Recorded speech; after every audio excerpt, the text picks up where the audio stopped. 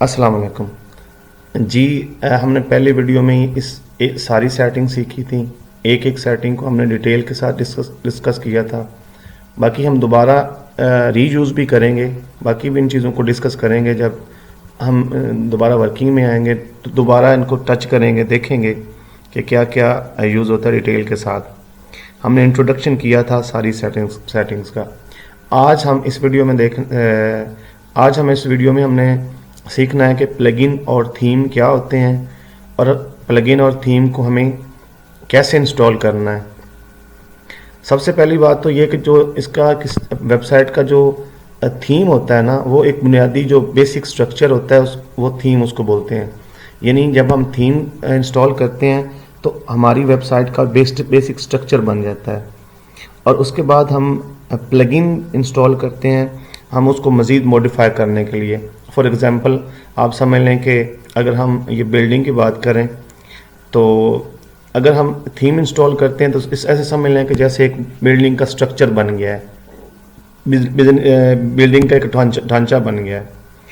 तो हम जब जैसे जैसे जितनी किसी बिल्डिंग में एक स्ट्रक्चर में हमें एक अलग अलग रूम्स चाहिए, अलग स्पेस चाहिए, अलग फंक्शन चाहिए किसी बिल्डिंग के, तो उसमें अलग अलग हमें उसकी मॉडिफिकेशन करना पड़ती है। मसलन अगर हमने हॉस्पिटल की बिल्डिंग बनानी है तो उसमें हॉस्पिटल में हमें ऑपरेशन थिएटर भी चाहिए, हमें उसमें जो एक वार्ड भी चाहिए, डॉक्टर की जो स्टाफ रूम है वो भी चाहिए, लैब भी चाहिए, लेबॉर्ट्री, और यानी ये सारी चीज़ें अकॉर्डिंग टू हॉस्पिटल है वो सारी चाहिए।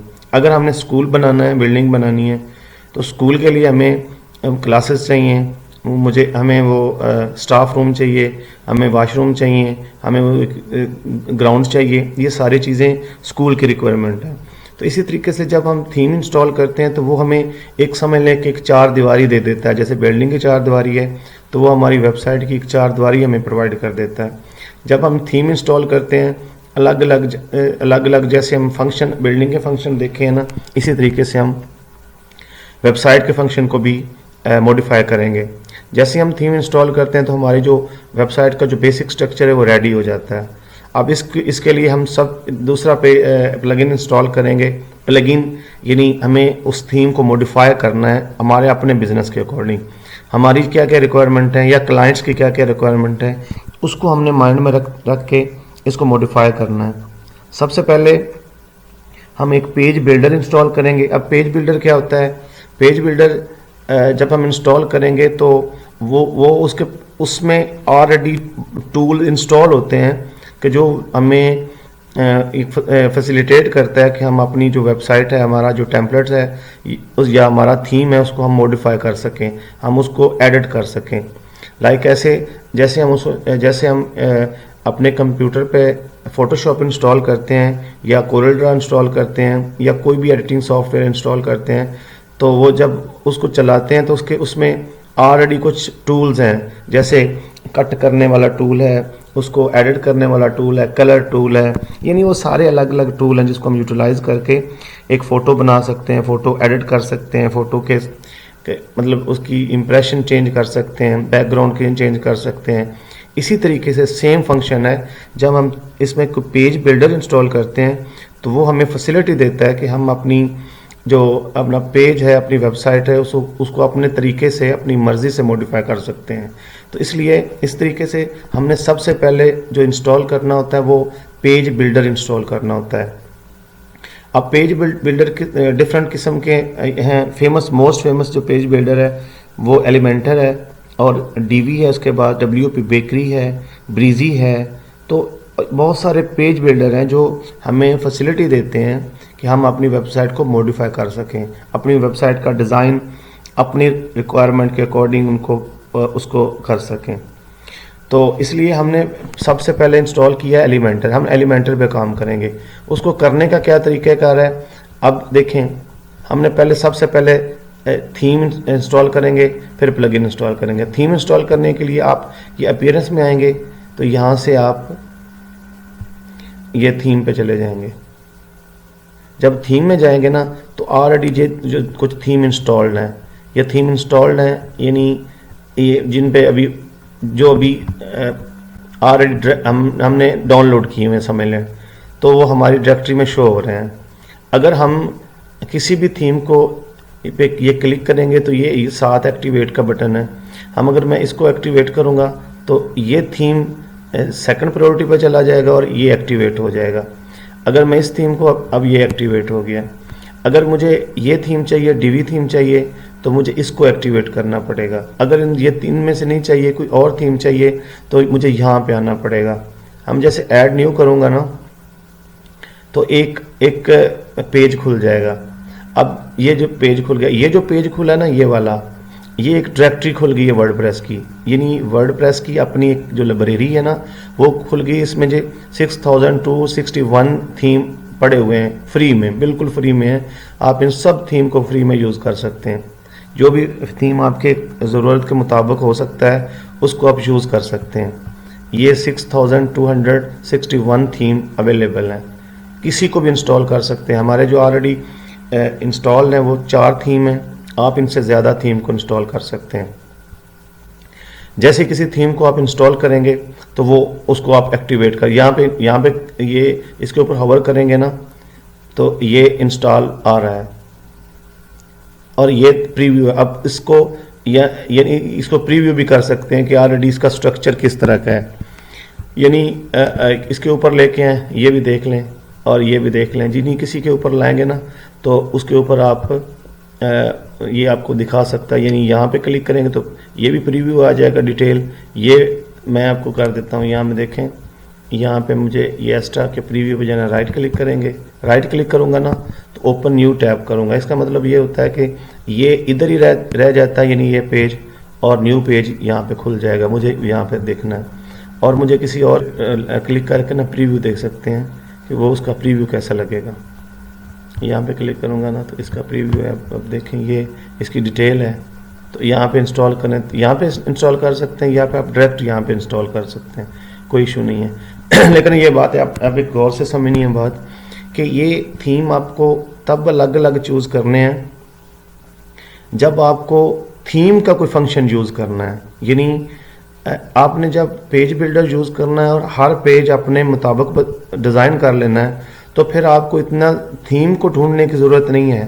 थीम की परेशानी में नहीं जाना कि मुझे कौन सा थीम यूज़ करना चाहिए, कौन सा नहीं करना चाहिए।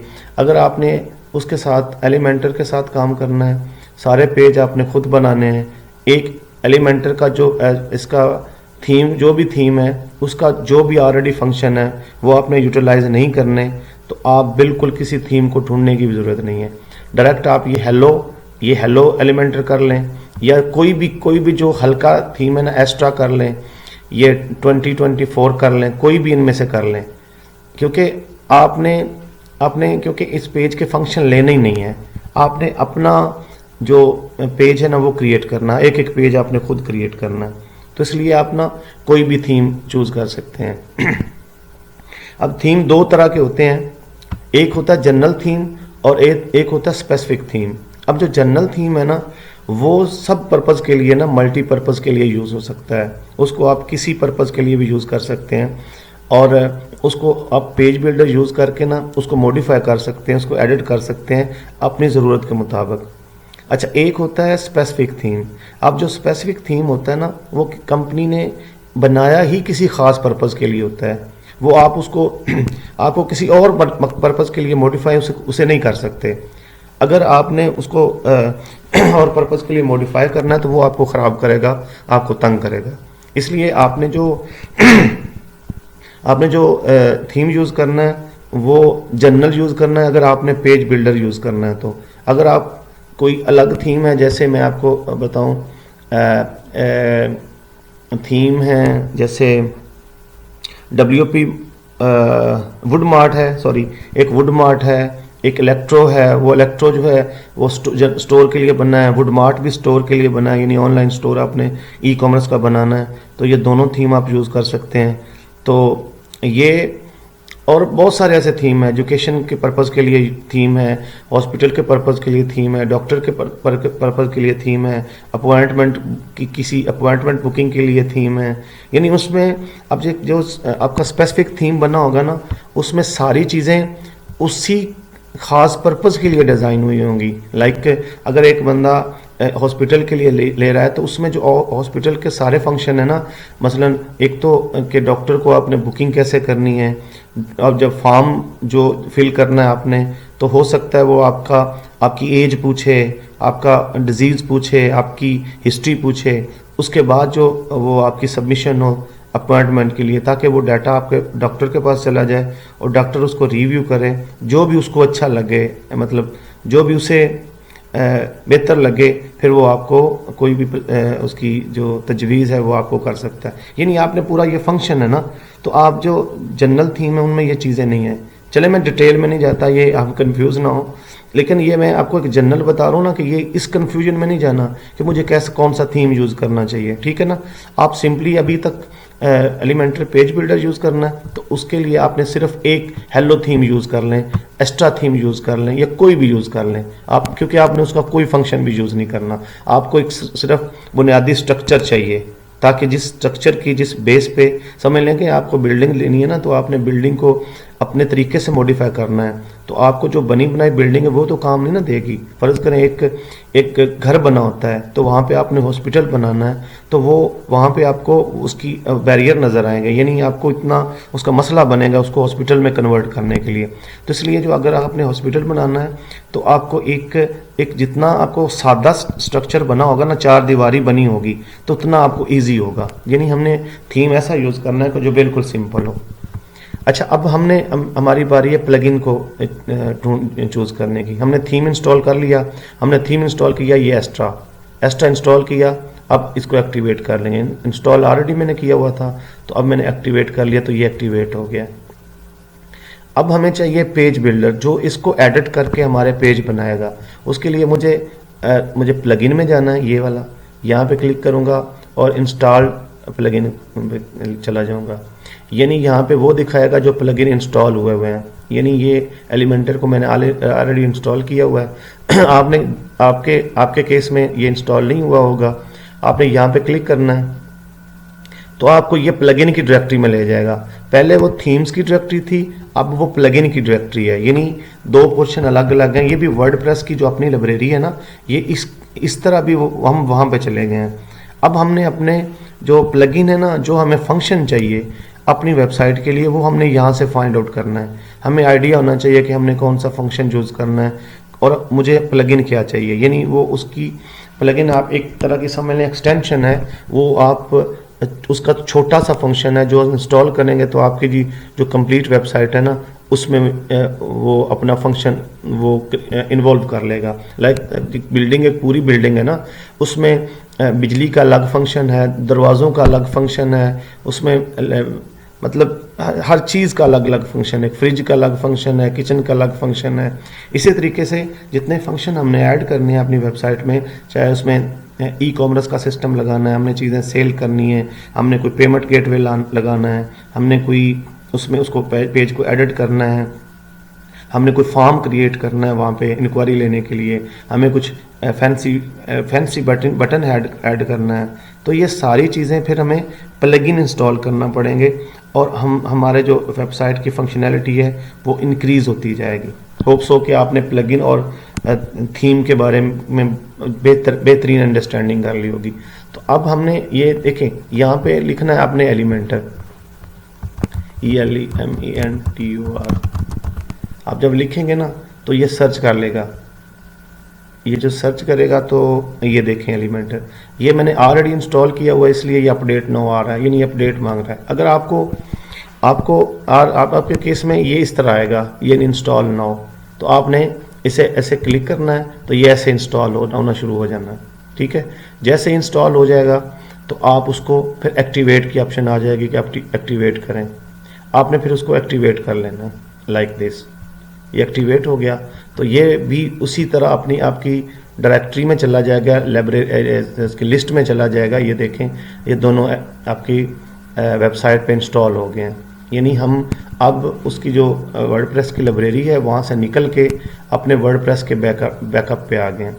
अब हमने थीम और प्लगइन दोनों को इंस्टॉल कर लिया है। अब हमारा नेक्स्ट स्टेप होगा पेजेस बनाना।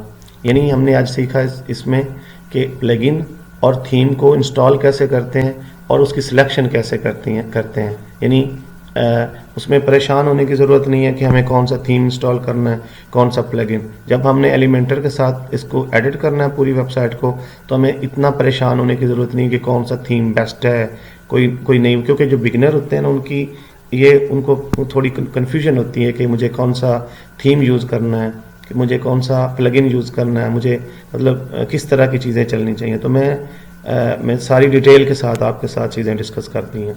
नेक्स्ट हम देखेंगे कि हम पेजेस कैसे बनाने हैं और पेजेस के साथ अब एडिटिंग कैसे करनी है और उनके साथ काम कैसे करना है। बहुत शुक्रिया।